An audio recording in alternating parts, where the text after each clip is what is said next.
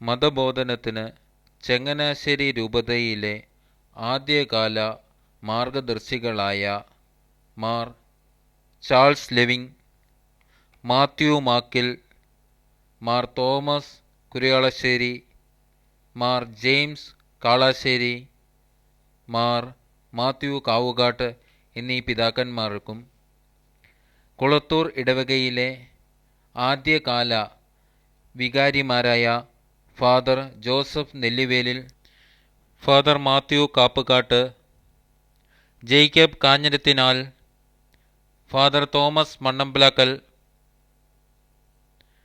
Father Jacob Pottananikal, father Jose Illickal എന്നീ വൈദികരെ സ്മരിച്ചുകൊണ്ട് നമ്മുടെ വേദപാഠകശാലയുടെ ചരിത്രം നമുക്ക് മനസ്സിലാക്കാം. 1850, 1900 മണിമലയാറിൻ്റെ തെക്കുഭാഗത്ത് സ്ഥിതി ചെയ്യുന്നതും അതുവരെ ഇടപ്പള്ളി രാജവംശത്തിൻ്റെയും പൊന്തമ്പുഴ വനത്തിൻ്റെയും ഭാഗമായിരുന്ന കുളത്തൂർ നടുഭാഗത്തേക്ക് ആളുകൾ കുടിയേറി പാർക്കുവാൻ തുടങ്ങുന്നു. ഇതിൽ ധാരാളം ക്രിസ്ത്യാനികളും ഉണ്ടായിരുന്നു. അവരിൽ ഭൂരിഭാഗവും വായിപ്പൂര് പുത്തൻപള്ളി, പഴയ പള്ളി ഇടവകക്കാർ ആയിരുന്നു. 1933 എല്ലാ ഞായറാഴ്ചയും 5-6 കിലോമീറ്റർ അകലെയുള്ള വായിപ്പൂര് പള്ളിയിലേക്ക് കുട്ടികളുമായി പോകുക വളരെ ബുദ്ധിമുട്ടായി കണ്ട കുളത്തൂരിലെ ക്രിസ്ത്യാനികൾ കുട്ടികളുടെ മതബോധനത്തിനായി ഒരു വേദപാഠശാല കുളത്തൂരിൽ തുടങ്ങുവാൻ നിശ്ചയിക്കുന്നു. ഇതിനായി കുമ്പിളുവേലി പുരയുടെ ഭാഗമായ 1.5 ഏക്കർ സ്ഥലം പൊതുപിരിവിലൂടെ അവർ വാങ്ങുകയും ആ സ്ഥലത്ത് ഒരു വേദപാഠശാല നിർമ്മിക്കുകയും ചെയ്യുന്നു. ഇപ്പോൾ സ്കൂളിൻ്റെ പ്രധാന ഹാൾ സ്ഥിതി ചെയ്യുന്ന വഴിയുടെ കിഴക്ക് ഭാഗത്താണ് ആദ്യ വേദപാഠശാല ഷെഡ് നിർമ്മിക്കപ്പെട്ടത്. അക്കാലത്തെ പറ്റിയുള്ള കൂടുതൽ വിവരങ്ങൾ അറിയുവാൻ നമുക്ക് അമ്പാട്ട് കുഞ്ഞച്ചായൻ്റെ വാക്കുകൾക്കായി കാതോർക്കാം. നമ്മുടെ ഈ സാഹചര്യത്തിൽ നമ്മുടെ ഇവിടുത്തെ റോഡിനെ പറ്റി ഒന്ന് പറയാമോ? റോഡ് ആദ്യത്തെ ഈ ഓരോ വീടുകാരുടെയും കൈവശം ഇരുന്ന കാലത്ത് നല്ലൊരു എതിർപ്പും ഉണ്ടായിരുന്നു അന്ന് വെട്ടുന്നതിന്. കൊടിയും പ്ലാവ് മരങ്ങളും എല്ലാം വെട്ടിക്കളഞ്ഞിട്ടില്ലേ റോഡിൽ ആദ്യം ഉണ്ടായിരുന്നു. ആദ്യം ആ റോഡ് ഇവിടെ ആരംഭിച്ചത് എനിക്ക് ഓർമ്മയില്ല. രണ്ടാമത് ഇച്ചിരി വീതി കൂട്ടി ഞാൻ ഓർക്കുന്നുണ്ട്. വീതി കൂട്ടി വെട്ടിപ്പോൾ പിന്നെ കാളവണ്ടിയൊക്കെ പോകത്തൊക്കെ വീതി ഒരു 5-8 അടി വീതിയിൽ രണ്ടാമത് അതുമായി ഞാൻ ഓർക്കുന്നുണ്ട്. പള്ളിക്ക് വേണ്ടി എഴുതി വാങ്ങിക്കുന്നതിന് മുമ്പ് തന്നെ അവിടെയൊക്കെ കാട് പിടിച്ച് കിടക്കായിരുന്നു. ഞാൻ ഒരു എട്ട് വെച്ച് ഞാൻ വേദപാഠ വീട്ടിലുള്ള പിള്ളേരെ പഠിപ്പിക്കാനായിട്ടും തുടങ്ങുന്നത്. രൂപ എപ്രകാരമുള്ളതായിരുന്നു? എന്തുകൊണ്ടാണ് അത് നിർമ്മിച്ചിരുന്നത്? ആദ്യകാലത്തെ കഴുക്കയിലൊക്കെ മുളയൊക്കെ കിട്ടുമ്പോഴത്തെ കഴുക്കലൊക്കെ ഓല കൊണ്ട് കെട്ടിയായിരുന്നു. ഓടിട്ടൊന്നും നില മെഴുകിയതൊക്കെ തറ കെട്ടിയിട്ട് തറയെല്ലാം തല്ലി ഒതുക്കി മെഴുകി ചാണകം. ആദ്യകാലത്ത് നമ്മുടെ വേദപാഠശാല എവിടെയായിരുന്നു ഇരുന്നത്? എവിടെ? റോഡിന് മേലില്ല. ഇപ്പോഴത്തെ മേളത്തെ സ്കൂളിലിരിക്കുന്നിടത്തായിരുന്നു. ആരായിരുന്നു പഠിപ്പിച്ചുകൊണ്ടിരുന്നത്? എൻ്റെ ചെറുപ്പത്തിൽ പഠിപ്പിച്ചുകൊണ്ടിരുന്ന ടീച്ചർ റാപ്പഴ ആശാനും കുഴിപ്പള്ളി ആശാനും 2 പേര്. ഞങ്ങളത് ആശാനെന്ന് അവരെ വിളിച്ചുകൊണ്ടിരുന്നത്. കുഴിപ്പള്ളിയിൽ ആശാനും റാപ്പഴ ആശാനും. കുഴിപ്പള്ളിയുടെ പേര് കുഴിപ്പള്ളി ചാക്കോയായിരുന്നു. അത് 2 പേരും അന്ന് എൻ്റെ ചെറുപ്പത്തിൽ. ആദ്യകാലത്ത് ഈ ക്ലാസ് ആയിട്ടായിരുന്നോ അതോ? ഇല്ല, അന്ന് അങ്ങനെ ക്ലാസ് ആയിട്ടൊന്നും ഇല്ല. എല്ലാരെയും കൂടെ ഒരുമിച്ചിരുത്തിയായിരുന്നു പഠിപ്പിച്ചിരുന്നത്. അന്ന് പുസ്തകങ്ങൾ വല്ലതും ഉണ്ടായിരുന്നോ? പുസ്തകം ഉണ്ടായിരുന്നു. വേദപാഠ പുസ്തകമായിട്ടുണ്ടായിരുന്നു. എന്തുവായിരുന്നു പഠിപ്പിച്ചുകൊണ്ടിരുന്നത്? അതിനകത്ത് അന്ന് പഠിപ്പിച്ചുകൊണ്ടിരുന്നത് നമ്മുടെ പിന്നെ പ്രമാണങ്ങൾ, പ്രമാണം എത്ര ഉണ്ടെന്നും പിന്നെ നമസ്കാരങ്ങൾ. അതായത് ഞാൻ പിഴയാളി മുഴുവൻ എന്തേറ്റോ ഇങ്ങനെയുള്ള നമസ്കാരങ്ങളൊക്കെയാണ് പഠിപ്പിച്ചുകൊണ്ടിരുന്നത് ആദ്യമേ. അത് കഴിഞ്ഞ് പിന്നെ പ്രമാണങ്ങൾ, അതായത് എത്ര ഉദാശകൾ എത്ര ഉണ്ടെന്നും ഇങ്ങനെയുള്ള കാര്യങ്ങളെല്ലാം പഠിപ്പിച്ചിട്ടുണ്ട്. ഒറ്റ പുസ്തകം മാത്രം. ക്ലാസ് എടുക്കുന്ന ക്രമം എങ്ങനെയായിരുന്നു? ആദ്യം വന്നിട്ട് എങ്ങനെയായിരുന്നു അധ്യാപകർ ക്ലാസ് എടുത്തുകൊണ്ടിരുന്നത്? ആദ്യം കൊച്ചു പിള്ളേരായിരുന്നപ്പോൾ കുരിശുവേറെ മുതലേ പഠിപ്പിക്കും. കർത്താവിൻ്റെ മല ഇതെല്ലാം ചൊല്ലി പഠിപ്പിക്കും ആദ്യം. ആദ്യം കൊച്ചു പിള്ളേരെ അങ്ങനെ ആദ്യം പഠിപ്പിക്കും. ഏത് ദിവസമായിരുന്നു വേദപാഠം? ഞായറാഴ്ച എപ്പോഴായിരുന്നു സമയം? ഉച്ച മിക്കവാറും പള്ളിയിലൊക്കെ പോയിട്ട് വന്നിട്ടേ ഉച്ച കഴിഞ്ഞ് ഇവിടെ ഇടവകയാകുന്നതിന് മുമ്പേ വായ്പരും ചക്കാലക്കുന്നതിലൊക്കെ ഇവിടെ തുടങ്ങുന്നതിന് മുമ്പേ വേദപാഠം പഠിപ്പിച്ചിരുന്നത് അങ്ങനെ. അന്ന് ഉച്ച കഴിഞ്ഞ് വേദപാഠം പഠിപ്പിക്കുന്നത്. അപ്പം ചക്കലക്കുന്ന് പള്ളിയിലും വായ്പൂര് പള്ളിയിലും ഒക്കെ ദൂരെ വരെ പോയിട്ട് കുർബാനയൊക്കെ കഴിഞ്ഞിട്ട് ഇവിടെ വന്നു കഴിഞ്ഞ് ഉച്ച കഴിഞ്ഞാണ് ഇവിടെ വേദപാഠത്തിന് പോയിക്കൊണ്ടിരുന്നത്. വേദപാഠം ഇവിടെ ചക്കാലക്കുന്ന് പള്ളിയിലും വായ്പൂര് പള്ളിയൊക്കെ ഉണ്ടായിരുന്നപ്പം തന്നെ വേദപാഠം ഇവിടെ തുടങ്ങാനുള്ള കാരണമുണ്ടായിരുന്നു. ഇത്രയും ദൂരം പോകുന്നതിനുള്ള പ്രയാസമാണ്. 1937 മാർ ജെയിംസ് കാളാശ്ശേരി പിതാവ് കുളത്തൂരിലെ വേദപാഠ ഷെഡിനെ എല്ലാ ഞായറാഴ്ചകളിലും വിശുദ്ധ കുർബാന അർപ്പിക്കുവാൻ അനുവാദമുള്ള ഒരു കപ്പേള പള്ളിയായി ഉയർത്തി കൽപ്പന നൽകി.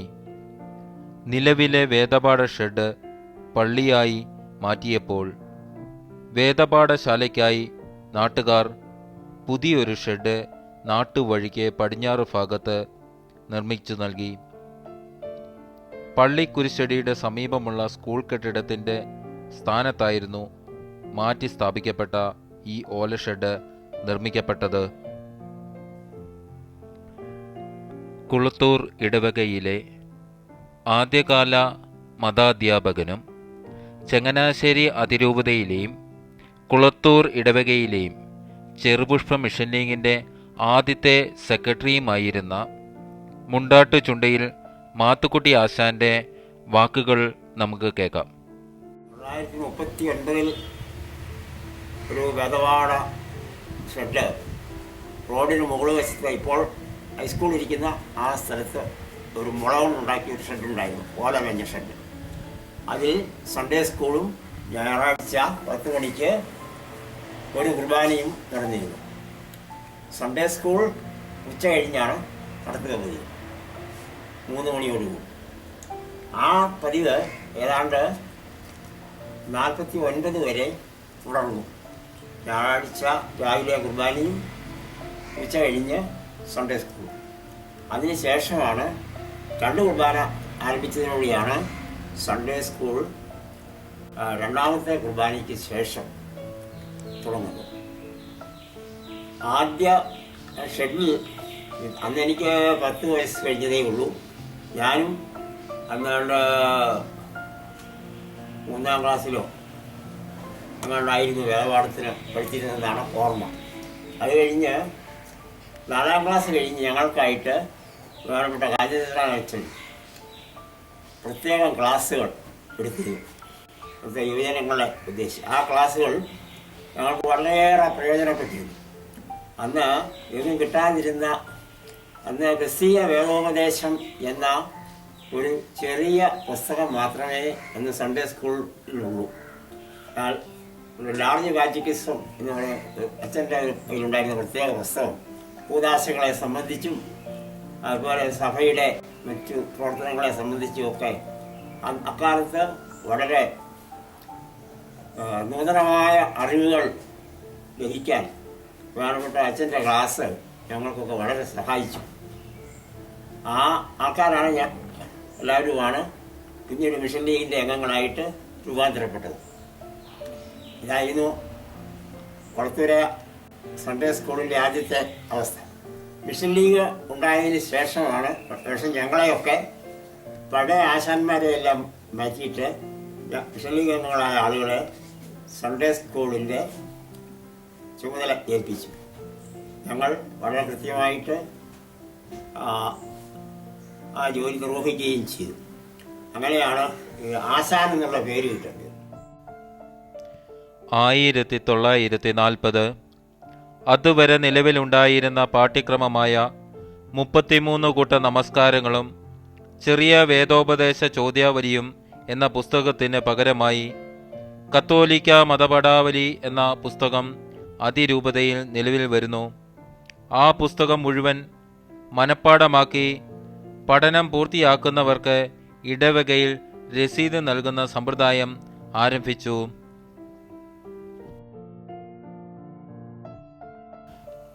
പുതിയ പള്ളിയുടെ വെഞ്ചിരിപ്പ് 1941 കഴിഞ്ഞുവെങ്കിലും വേദപാഠശാല പുതിയതായി നിർമ്മിച്ച ഷെഡിൽ തന്നെ തുടരുകയായിരുന്നു. 1944 അഭിമന്യ പിതാവിൻ്റെ പ്രതിനിധിയായി ഇവിടെ എത്തിയ പെരിയ ബഹുമാനപ്പെട്ട കട്ടക്കയത്തിലച്ചൻ പഴയ പള്ളിയായി ഉപയോഗിച്ചിരുന്ന ഷെഡിനെ എത്രയും വേഗം കേടുപാടുകൾ നീക്കി കുട്ടികളുടെ വേദപാഠശാലയായി മാറ്റണം എന്ന നിർദ്ദേശം യോഗ പുസ്തകത്തിൽ രേഖപ്പെടുത്തി നൽകി. പെരിയ ബഹുമാനപ്പെട്ട കട്ടക്കയത്തിലച്ചൻ്റെ കൈപ്പടയിൽ എഴുതിയ ആ റിപ്പോർട്ട് നമുക്ക് കാണാം.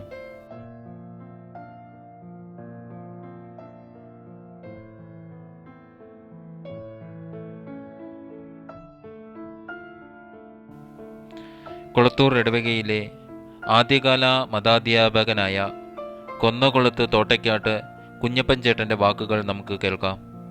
സാർ, പഴയകാല വേദപാഠവും മതപഠനവും എങ്ങനെയുള്ളതായിരുന്നു? സാറിന് ചെറുപ്പം തൊട്ടുള്ള അനുഭവങ്ങൾ ഒന്ന് വിശദീകരിക്കാമോ? പഴയ കാലത്ത് എന്നെ സൺഡേ സ്കൂളിൽ പഠിപ്പിച്ചത് പഴയ കാലത്ത് മുണ്ടാട്ടി ചുണ്ടിൽ മാത്തുകൂട്ടി ഔസേപ്പ് സാറ്, തെക്കക്കുറ്റി ഔസേപ്പ് സാറ്, ഇങ്ങനെ 2-3 വ്യക്തികളാണ് എന്നെ വേദപാഠം പഠിപ്പിച്ചത്. അത് കഴിഞ്ഞ് ഏതാണ്ട് ഒരു 4 തേർഡ് വരെ ഞാൻ സ്കൂളിൽ പോയി കഴിഞ്ഞിട്ട് ഇല്ലിക്കലച്ചൻ്റെ കാലത്ത് ഇല്ലിക്കലച്ചൻ എന്നോട് പറഞ്ഞു, കുഞ്ഞമ്മൻ വേദപാഠം പഠിപ്പിക്കാൻ വരണം എന്ന് പറഞ്ഞു. അപ്പം അച്ചോ അങ്ങനെയാണ്, നമുക്ക് എന്നെ സംബന്ധിച്ച് പറഞ്ഞാൽ വലിയ ക്വാളിഫിക്കേഷനില്ല, ഇങ്ങനല്ലേ ചെറുതല്ലേ അങ്ങനെയൊക്കെ ഞാൻ ഉഴപ്പി തട്ടി. എന്നാലും പുള്ളി സമ്മതിച്ചില്ല, വേദപാഠം പഠിപ്പിക്കാൻ വരണമെന്ന് പറഞ്ഞു. പിന്നെ ഞാൻ വേദപാഠം പഠിപ്പിക്കാൻ കയറി. ഞങ്ങൾ അന്ന് വേദപാഠം പഠിപ്പിക്കാൻ കയറിയതിൽ വക്കം സാറ്, ഞാൻ, മതിലാക്കാവിലെ അപ്പച്ചൻ, പിന്നെ മതിലാക്കാവിലെ അപ്പച്ചൻ്റെ ഒരു പെങ്ങളൊരുത്തിയുണ്ടായിരുന്നു. ഞങ്ങൾ ഇത്രയും പേരാണ് പഠിപ്പിച്ചുകൊണ്ടിരുന്നത്.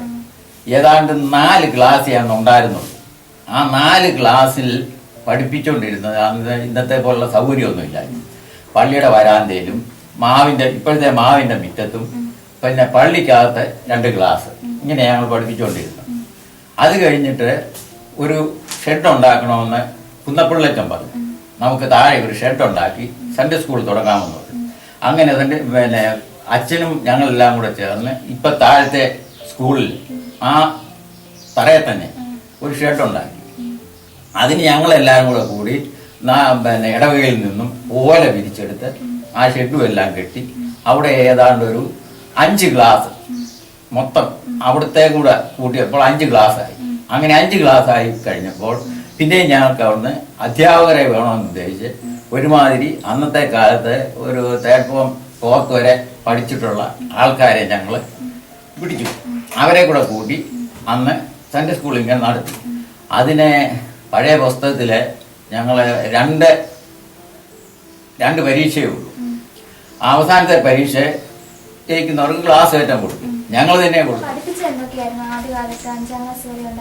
അന്ന് പഠിപ്പിച്ചത് ഇന്നത്തേതുപോലെയുള്ള കാര്യങ്ങളൊന്നുമില്ല. കൂതാശകളെ, ആദ്യ കുർബാന കഴിക്കൊള്ളാനുള്ള കാര്യങ്ങൾ, കുംഭസാരം, കുർബാന, കൂതാശകളെ, അതേപറ്റി ഉള്ള മുഹൂർത്തങ്ങൾ. ആ പുസ്തകമാണ് ഞങ്ങൾ പഠിപ്പിച്ചുകൊണ്ടിരുന്നത്. നമ്മുടെ മതപഠന രീതിയെക്കുറിച്ച് താന്നിമൂട്ടിൽ പാപ്പച്ചായൻ്റെ വാക്കുകൾ നമുക്ക് കേൾക്കാം.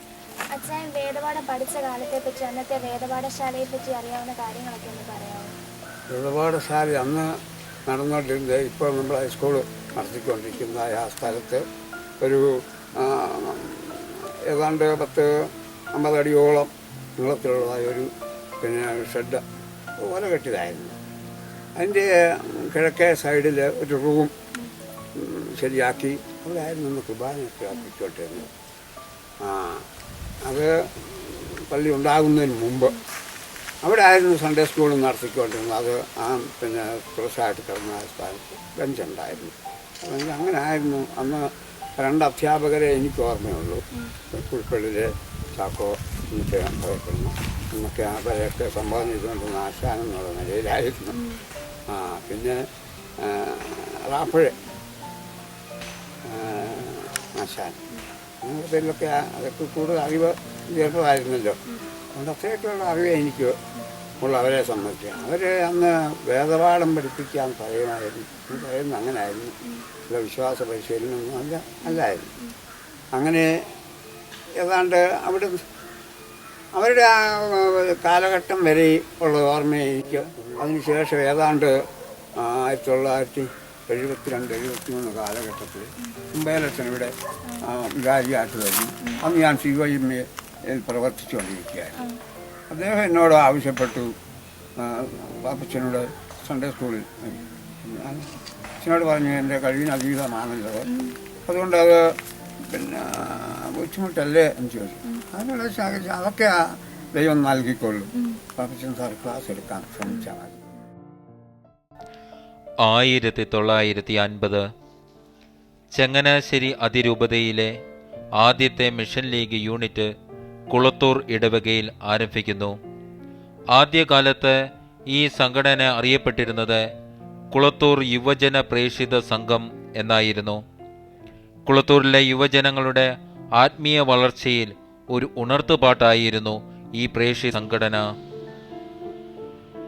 കുളത്തൂർ ഇടവകയിലെ ഇപ്പോഴത്തെ ഏറ്റവും സീനിയറായിട്ടുള്ള മതാധ്യാപകൻ 1963 മുതൽ ഇവിടെ മതാധ്യാപകനായി തുടരുന്ന മുതലക്കാവിൽ അപ്പച്ചൻ സാർ നമ്മളോട് സംസാരിക്കുന്നു. ഇവിടെ വേദപാഠ ക്ലാസ്സുകൾ ആദ്യകാലങ്ങളിൽ നടത്തിയിരുന്നത് ആശാന്മാരായിരുന്നു. അതിനുശേഷം നടക്കച്ചൻ്റെ കാലം മുതൽ നിയതമായ രീതിയിൽ ക്ലാസ് അടിസ്ഥാനത്തിൽ വേദപാഠം ആരംഭിച്ചു. അതിനു മുൻപ് മിഷൻ ലീഗിൽ അംഗമായിരുന്ന കാലം മുതൽ വേദപാഠവുമായിട്ട് ഞാൻ ബന്ധപ്പെട്ടിരുന്നു. 7ാം ക്ലാസ് വരെയാണ് ഉണ്ടായിരുന്നത്. അതിനു മുമ്പ് ക്ലാസ് അടിസ്ഥാനത്തിലല്ല, പ്രായത്തിൻ്റെ അടിസ്ഥാനത്തിൽ അത്യാവശ്യ കാര്യങ്ങൾ കൂട്ടമായി കുട്ടികളെ വൃക്ഷത്തണലിലും പള്ളിയുടെ മോണ്ടളത്തിലും ഒക്കെ ഇരുത്തി പഠിപ്പിക്കുന്ന പതിവായിരുന്നു. പാപ്പച്ചൻ സാറെന്ന് പറയുന്ന ആളായിരുന്നു ആദ്യത്തെ ഹെഡ് മാഷ്. അതിനുശേഷം വക്കൻ സാറൊക്കെ മാത്തുക്കുട്ടി സാറൊക്കെ ഞങ്ങളെ പഠിപ്പിച്ചിരുന്നു. ഞാൻ മിഷൻ ലീഗ് സജീവമായിരുന്നത് വേദപാഠ ക്ലാസ്സുകളിൽ പഠിപ്പിക്കാൻ തുടങ്ങി. 60 മുതലാണ് എൻ്റെ സർവീസ് റെക്കാർഡിക്കലായിട്ട് രേഖപ്പെടുത്തിയിട്ടുള്ളത്. 1962 അഭിവന്യ കാവുകാട്ടു പിതാവിൻ്റെ കൽപ്പന പ്രകാരം ഫാദർ മാത്യു നടക്കലച്ചൻ പുനർസംവിധാനം ചെയ്ത രീതിയിൽ കുളത്തൂരിലെ വേദപാഠവും 7 ക്ലാസ്സുകളായി എല്ലാവർക്കും നിർബന്ധമാക്കുന്നു. 7 ക്ലാസ്സുകളിലേക്കും അതിരൂപത അധ്യയന മണ്ഡലത്തിൻ്റെ പുസ്തകങ്ങൾ നടപ്പിൽ വരികയും ചെയ്യുന്നു.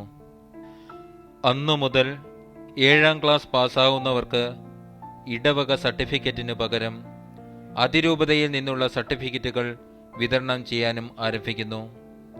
അന്നു മുതൽ കുളത്തൂർ വേദപാഠശാല അതിരൂപത മതബോധന കേന്ദ്രത്തിൻ്റെ ഒരു പ്രവർത്തന ഭാഗമായി മാറി.